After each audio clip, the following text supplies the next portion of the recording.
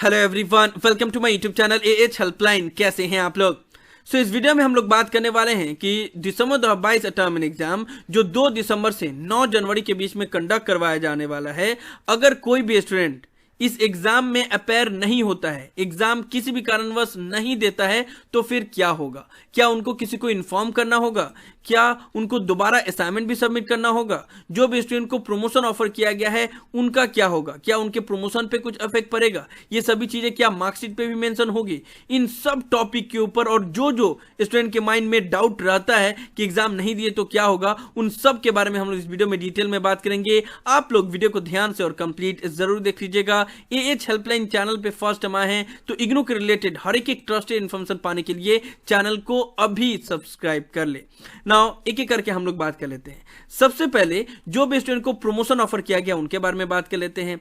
ना देखो, जितने भी स्टूडेंट को प्रमोशन ऑफर किया गया, चाहे वो जुलाई 2019 बैच के स्टूडेंट हो या जुलाई 2020 बैच के स्टूडेंट हो, उनके प्रमोशन के ऊपर अब कोई भी खतरा नहीं रहेगा, क्योंकि उनका जो प्रमोशन का क्राइटेरिया फुलफिल करने के लिए एक डेडलाइन रखा गया था उसको अब हटा दिया गया है और इग्नू की तरफ से ऑफिशियली बोल दिया गया है कि जब तक आपका रजिस्ट्रेशन वैलिड है तब तक आप प्रमोशन का क्राइटेरिया फुलफिल कर सकते हो। तो इवन अगर आपका हॉल टिकट भी रिलीज हो गया है एंड आपको प्रमोशन ऑफर किया गया था, तो अगर आप अभी एग्जाम नहीं भी देते हो तब भी आपके प्रमोशन के ऊपर कोई भी इफेक्ट नहीं पड़ेगा। बस अगर आप अभी एग्जाम नहीं दे रहे हो तो नेक्स्ट सेशन में एग्जाम दे देना, अगर उस वक्त भी नहीं दे रहे हो तो उसके नेक्स्ट सेशन में दे देना। बस जब तक आपका रजिस्ट्रेशन वैलिड है तब तक आपका प्रमोशन का क्राइटेरिया फुलफिल करना पड़ेगा। अभी एग्जाम नहीं देते हो तो कोई इशू नहीं होगा। बस नेक्स्ट सेशन में जब एग्जाम दोगे तो उस वक्त आपको एग्जाम फॉर्म दोबारा से फिलअप करना होगा और फीस भी दोबारा से पेमेंट करना पड़ेगा। आपका फीस एडजस्ट नहीं किया जाएगा। साथ ही साथ कुछ स्टूडेंट के अंदर यह भी डाउट हो सकता है कि हमको प्रमोशन ऑफर किया गया था लेकिन हम सभी पेपर का एग्जाम नहीं देना चाहते, कुछ पेपर का एग्जाम देना चाहते हैं, तो भी आप कर सकते हो। कुछ पेपर का एग्जाम दो, बाकी का पेपर का नेक्स्ट सेशन में दे देना एंड उस टाइम पे भी आपको जो भी पेपर बाकी रह गया है उसका एग्जाम फॉर्म फिलअप फिर से करना पड़ेगा। तो सिंपल सी बात यही है कि जो भी स्टूडेंट को प्रमोशन ऑफर किया गया है, अगर वो अभी का एग्जाम नहीं देते हैं तो उनके प्रमोशन के ऊपर कोई भी इफेक्ट नहीं पड़ेगा। समझ में आ गया आप लोग को? देखो, इस टॉपिक के ऊपर मैं हर साल जब भी एग्जाम होते हैं तो उससे पहले जरूर बनाता हूं, क्योंकि हर बार जब भी इग्नू में एग्जाम होते हैं तो लाखों ऐसे स्टूडेंट होते हैं जो इग्नू में पहली बार एग्जाम दे रहे होते हैं और उनको इन सभी चीजों को लेकर काफी कंफ्यूजन होता है। ठीक है, तो जो भी स्टूडेंट को ऑलरेडी पता है तो वो लोग वीडियो को स्किप कर सकते हैं और जिनको नहीं पता है वो लोग वीडियो को ध्यान से देख लीजिएगा। तो प्रमोशन वाले स्टूडेंट के बारे में हमने बात कर लिया ना। दूसरा डाउट जो स्टूडेंट के अंदर रहता है वो ये रहता है कि अगर हमने एग्जाम नहीं दिया, हमारा हॉल टिकट रिलीज हो गया है लेकिन अगर हमने एग्जाम नहीं दिया या हमको देने का मन नहीं है किसी भी कारणवश, तो क्या हमें इसके लिए किसी को इन्फॉर्म करना पड़ेगा? क्या रीजनल सेंटर को लेटर लिखना होगा, मेल करना होगा, या जहां पे हमारा एग्जाम पर है तो एग्जाम सेंटर को बताना होगा कि हम एग्जाम नहीं दे रहे हैं और इसके पीछे ये वजह है? तो देखो, इग्नू में ऐसा नहीं होता है। अगर आप एग्जाम नहीं देना चाहते हो तो आपको किसी को कुछ भी बताने की जरूरत नहीं है, बस सिंपली आप एग्जाम देने मत जाओ, कोई प्रॉब्लम उससे नहीं होगा। ठीक है, तो काफी स्टूडेंट के अंदर भी ये रहता है कि हमें किसी को बताना पड़ेगा या किसी से परमिशन लेना पड़ेगा या एब्सेंट तो नहीं लिखा रहेगा मार्कशीट में, तो ऐसा बिल्कुल भी नहीं होता है ना। उसके बाद से स्टूडेंट के अंदर ये डाउट रहता है, जो भी न्यू स्टूडेंट है, कि अगर हमने एग्जाम नहीं दिया और हमने पहले असाइनमेंट तो सबमिट कर दिया था लेकिन एग्जाम नहीं दिया, तो क्या हमें दोबारा असाइनमेंट भी सबमिट करना होगा? नहीं। देखो, इग्नू में रूल ये होता है कि आपको असाइनमेंट एंड थ्योरी दोनों में अलग से पास होना होता है। अगर आपने असाइनमेंट सबमिट कर दिया है, एग्जाम नहीं दिया है, तो आपको फिर दोबारा एग्जाम देना पड़ेगा। असाइनमेंट आपने सबमिट कर दिया, उसमें पास हो गए तो पास हो गए, फिर दोबारा आपको असाइनमेंट नहीं सबमिट करना होगा। बात समझ में आपको?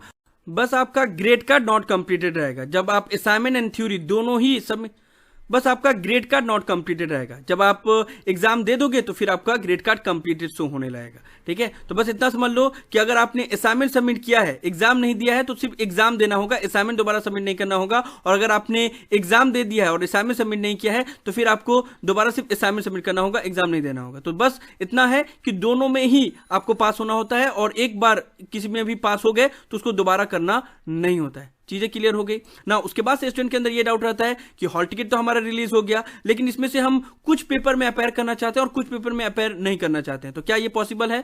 जी हाँ, उसके लिए भी आपको कुछ भी करने की जरूरत नहीं है। जितना पेपर का आपका एग्जाम है उसमें से जो जो पेपर में आपको अपेयर होना है, एग्जाम देना है, उसका एग्जाम दो। जो जो पेपर का एग्जाम नहीं देना है बस उसको छोड़ दो, उसको नेक्स्ट सेशन में एग्जाम दे देना एंड बस उसका आपको एग्जाम फॉर्म फिलअप करना पड़ेगा। जो जो पेपर में अपेयर नहीं हुए हो सिर्फ उसी का एग्जाम फॉर्म फिलअप करके उसका फीस पे करके और जून 2023 का एग्जाम जो होगा वो देना पड़ेगा। ठीक है, क्योंकि बहुत से स्टूडेंट को ये लगता है कि अभी हम दिसंबर 2022 का एग्जाम दे रहे हैं तो अगर हमने कोई पेपर नहीं दिया तो हमको डायरेक्ट दिसंबर 2023 में देना पड़ेगा। ऐसा नहीं है। आप इग्नू में अगर आप कोई भी पेपर में अपेयर होते हो और उसमें बैक लग जाता है तब भी आप 6 मंथ बाद एग्जाम दे सकते हो, और अगर आपने कोई भी पेपर नहीं दिया तब भी आप 6 मंथ बाद एग्जाम दे सकते हो। यानी कि अभी दिसंबर 2022 में एग्जाम आपने नहीं दिया या बैक लग गया तो आप नेक्स्ट सेशन में यानी कि जून 2023 का जब एग्जाम होगा तो उसमें एग्जाम फॉर्म फिलअप करके फीस पेमेंट करके दे सकते हो। इग्नू में 2 बार एग्जाम होता है, दिसंबर में और जून में, ठीक है। तो अगर जून में एग्जाम नहीं दिए तो दिसंबर में दे सकते हो, दिसंबर में एग्जाम नहीं दिए तो जून में दे सकते हो। तो ये चीजें क्लियर हो गई कि अगर आपका कोई भी पेपर में बैक लगता है या आप कोई भी पेपर में अपेयर नहीं होना चाहते हो या नहीं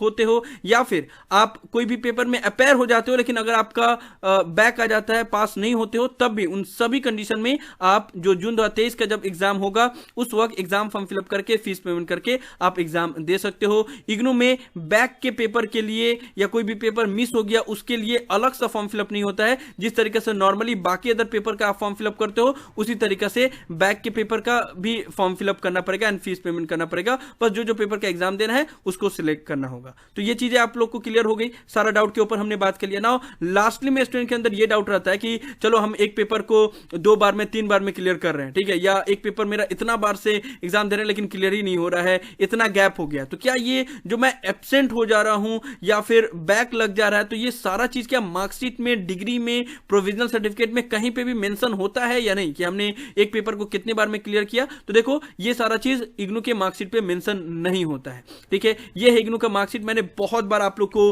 वीडियो के माध्यम से दिखाया, चाहे वो बैचलर डिग्री का मार्कशीट हो या मास्टर डिग्री का मार्कशीट हो। आप लोग अगर उसमें देखोगे तो कहीं पे भी आप लोग को ये नहीं दिखेगा कि एक पेपर को आपने कितने बार में क्लियर किया। जब आपने कंप्लीट किया है वही वहां पे शो करता है। आपने एक पेपर में कितने बार एब्सेंट हुए, कितने बार बैक लगा, कितने देर के बाद दे रहे हो, वो सारा चीज मार्कशीट में स्पेसिफिकली मेंशन नहीं होता है। जिस भी ईयर में आपने कंप्लीट किया बस वो मंथ एंड ईयर यहां पे लिखा हुआ रहेगा।